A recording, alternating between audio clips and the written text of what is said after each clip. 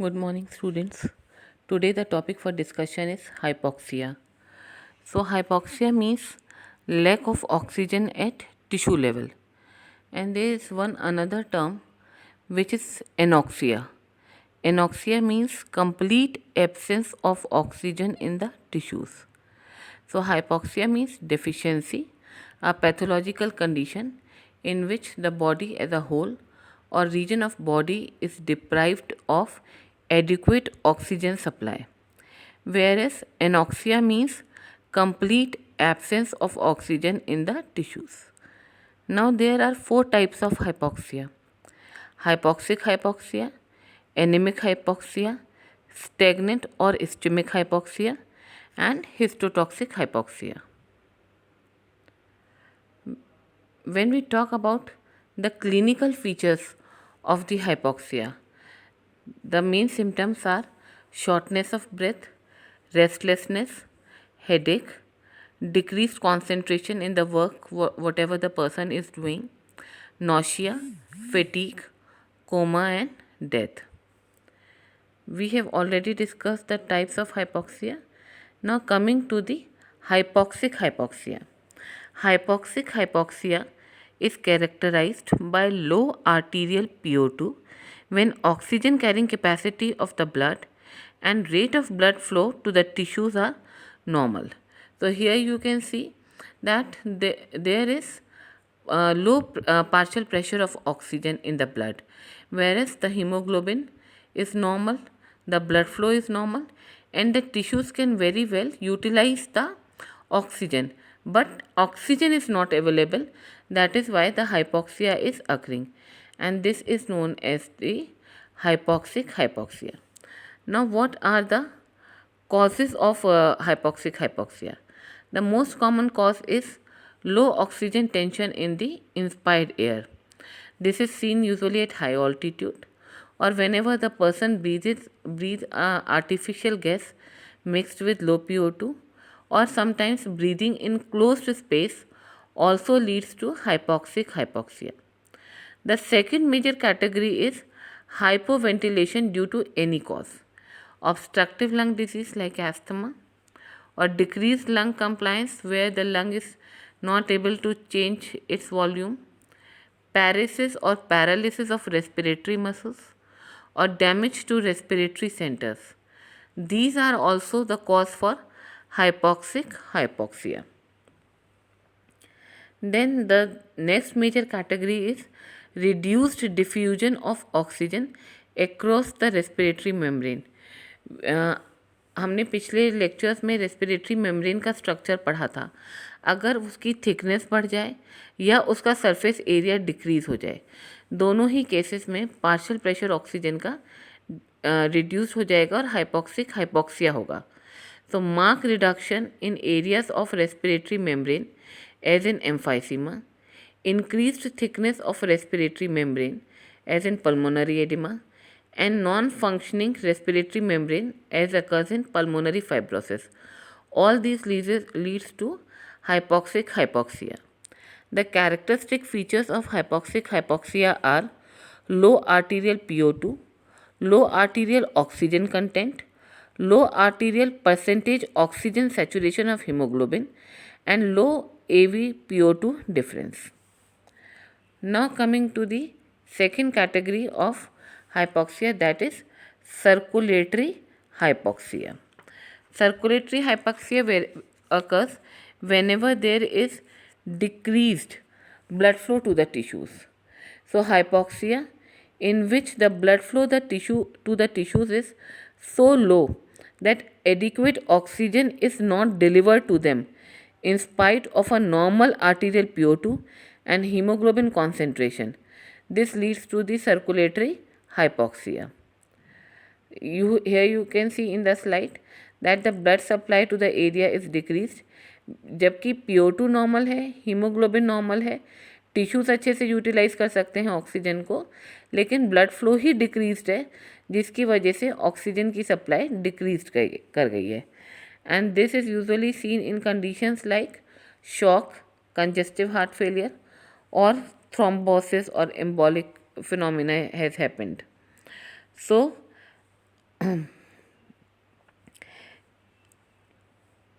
Congenital heart failure is associated with pulmonary congestion, which produces defect in oxygenation. So, patient also suffers from hypoxia, hypoxic hypoxia, in addition to the stagnant hypoxia. And the characteristic features of stagnant hypoxia are normal arterial PO2, normal arterial oxygen content, normal arterial percentage oxygen saturation of hemoglobin. The AVPO2 difference is 75 millimeter mercury or more than normal, and the AV percentage oxygen saturation of hemoglobin increases. Now coming to the anaemic hypoxia. Anaemic hypoxia में क्या है, सब कुछ है लेकिन haemoglobin oxygen को carry करने वाला ही नहीं है. तो hypoxia when the anemic hypoxia is when there is decreased effective concentration of hemoglobin in the blood. The partial pressure of oxygen is normal, the blood flow is adequate, the hemoglobin is decreased, so the oxygen carrying capacity is decreased. Causes of anemic hypoxia are decreased RBC count, which may be the result of bone marrow depression or hemorrhage, decreased hemoglobin content of blood, altered hemoglobin like methemoglobin, or carbon monoxide poisoning.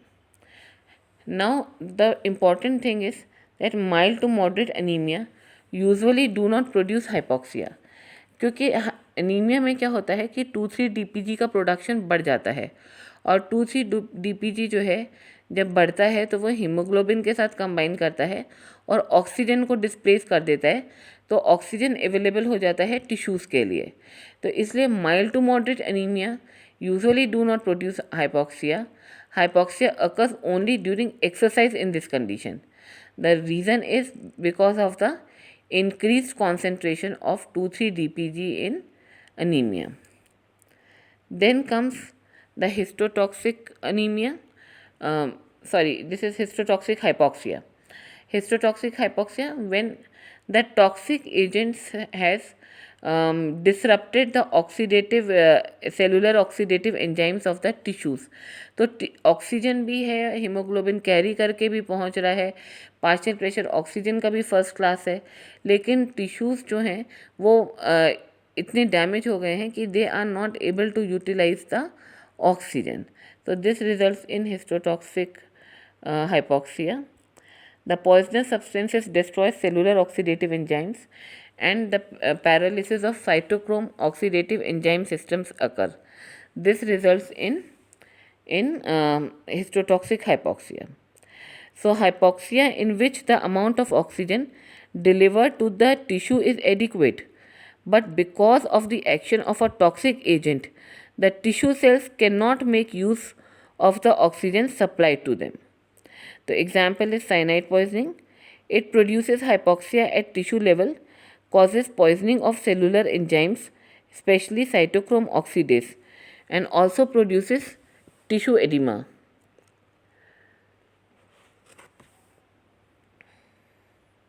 Now, symptoms of hypoxia depend on the rapidity of development of hypoxia, severity of hypoxia, and how well the body is reacting to the hypoxic condition, the compensatory mechanisms activated by the body. So, hypoxia may be divided into fulminant, acute and chronic. Fulminant है जब बहुत मतलब it develops within seconds and the PO2 falls less than 20 millimeter mercury, and you can see it happens usually when air cabin loses pressure above 20,000 feet. So, fulminant hypoxia है जो within seconds हो रहा है, fatal है, leading to the death. acute hypoxia है, it occurs at an altitude of 18,000 to 25,000 feet when the PO2 reduces to 25 to 40 millimeter mercury and symptoms are same as that of alcohol intake, जैसे कि lack of coordination, slurred reflexes, slurring of speech, overconfidence, unconsciousness and death. Chronic hypoxia है कि कोई बंदा high altitude पे बहुत लंबे time से रह रहा है, ये most common type of hypoxia होता है जो हम यूजुअली इनकाउंटर करते हैं।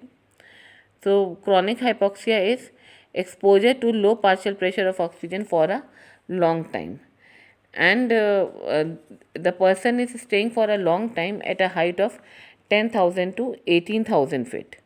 Most common type of hypoxia, और इसमें सीवियर फटीग मिलती है और डिस्निया मिलता है।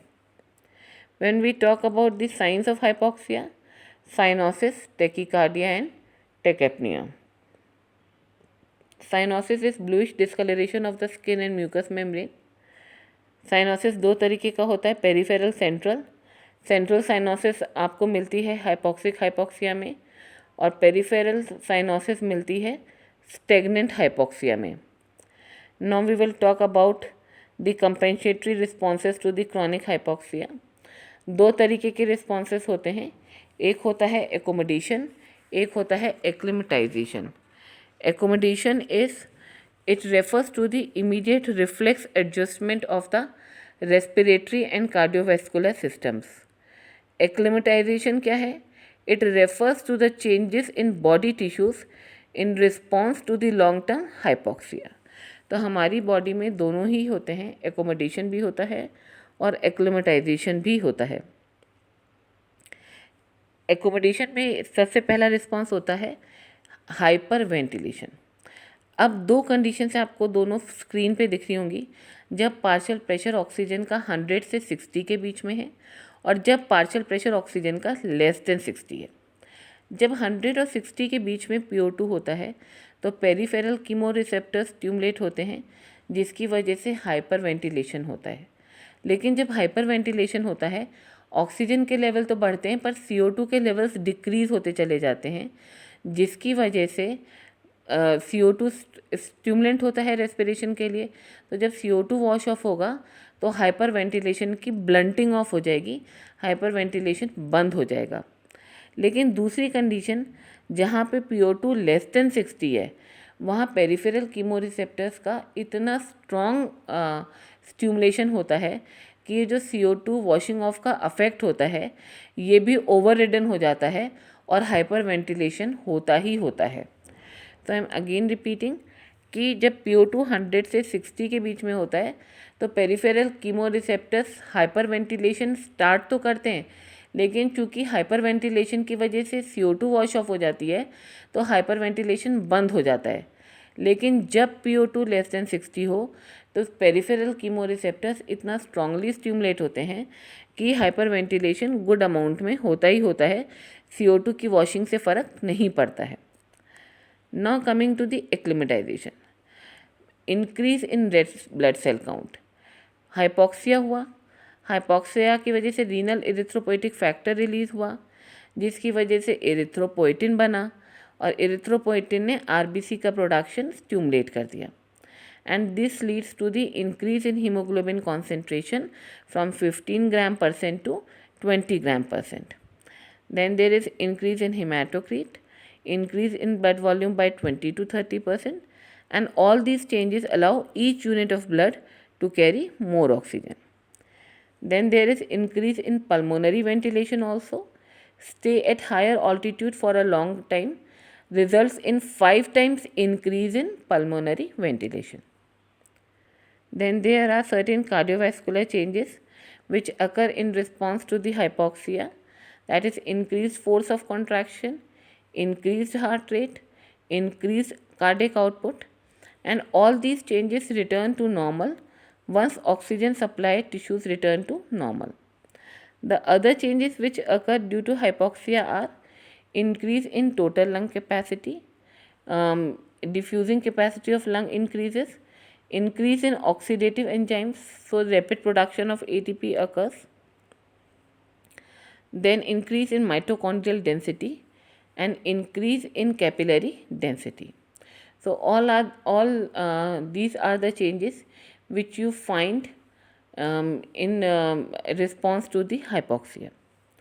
Now the basic treatment of hypoxia includes treatment of the underlying cause, कि जो भी कॉज है आप उसे ट्रीट करें। एनीमिक है तो आयरन सिरप से हीमोग्लोबिन बढ़ाएं, टिश्यू पॉइजनिंग हुई है तो उसको रिमूव करें, PO2 लो है तो PO2 ऑक्सीजन थेरेपी दें।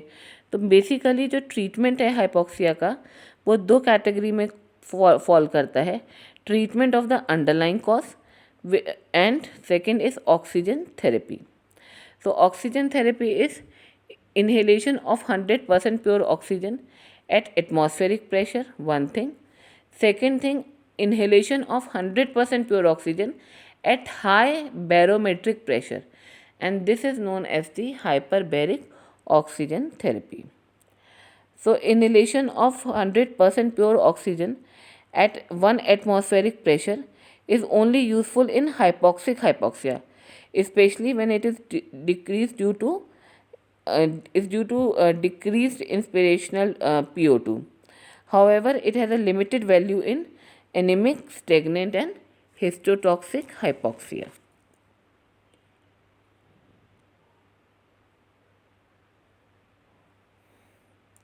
Hyperbaric oxygen therapy is very useful. Advantage, the dissolved oxygen amount increases, so there is no capping. आप कितना भी ऑक्सीजन सप्लाई कर सकते हैं. एनीमिक हाइपोक्सिया में भी यूज़ कर सकते हैं इसे, कार्बन मोनोऑक्साइड पॉइजनिंग में भी यूज़ कर सकते हैं और डिकम्प्रेशन सिकनेस में भी यूज़ कर सकते हैं. Now there are certain side effects of dangers of inhalation of 100% pure oxygen. So the first is irritation of airways, second is bronchopneumonia, third is retinopathy of prematurity, and the third is nervous system complications. तो irritation of airways में nasal congestion, sore throat, substernal discomfort, sneezing, coughing, bronchoconstriction. All this occurs after 8 hours of inhalation. ब्रोंकोनिमोनिया कब होता है? जब 24 hours से ज़्यादा oxygen therapy चल रही है, and it occurs due to the inability of the lung macrophages to kill the bacteria. Then there is decreased production of surfactant also. एक और जो इम्पॉर्टेंट कॉम्प्लिकेशन है ऑक्सीजन थेरेपी की, that is retinopathy of prematurity. It is seen in newborns. Earlier it was known as retrolental fibroplasia. इसमें retina में new vascularisation, new blood vessels form हो जाती हैं, and there is proliferation of fibrovascular tissue which results in opaque mass resulting in blindness. Then oxygen therapy also leads to nervous symptoms. Nervous symptoms में muscular twitching, tinnitus, convulsions, coma, death. The free oxygen radicals oxidize the polyunsaturated fatty acids and oxidize cellular membranes. The damage to the neurons is more because of the high lipid contents. PUFAs are the integral membranes of the cell membrane, so damage is more to the neurons. So this was about the oxygen therapy. Hyperbaric oxygen therapy आप समझ ही गए. जब हम high atmospheric pressure पे 100% pure oxygen inhale करवाएं तो वो होती है hyperbaric oxygen therapy. Again I am repeating कि ऑक्सीजन थेरेपी दो तरीके की होती है, कि एक तो आप 100% प्योर ऑक्सीजन इनहेल करा रहे हैं नॉर्मल एटमॉस्फेरिक प्रेशर पे, और दूसरा है कि आप 100% प्योर ऑक्सीजन इनहेल करा रहे हैं हाई एटमॉस्फेरिक प्रेशर पे. सेकेंड कैटेगरी वाली को हम कहते हैं हाइपरबैरिक ऑक्सीजन थेरेपी. और हाइपरबैरिक ऑक्सीजन थेरेपी का मेन एम जो होता है, it is to increase the amount of dissolved oxygen in plasma. So it is useful in anemic hypoxia, stagnant hypoxia and histotoxic hypoxia. और ये हमने इसके side effects पढ़ ही लिए हैं कि अगर कंटिन्यूस ऑक्सीजन थेरेपी लंबे टाइम के लिए चले तो क्या क्या साइड इफ़ेक्ट्स होते हैं. Irritation of airways, bronchopneumonia, retinopathy of prematurity and nervous system complications.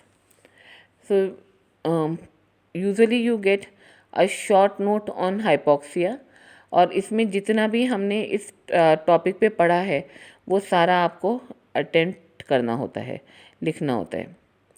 Thank you.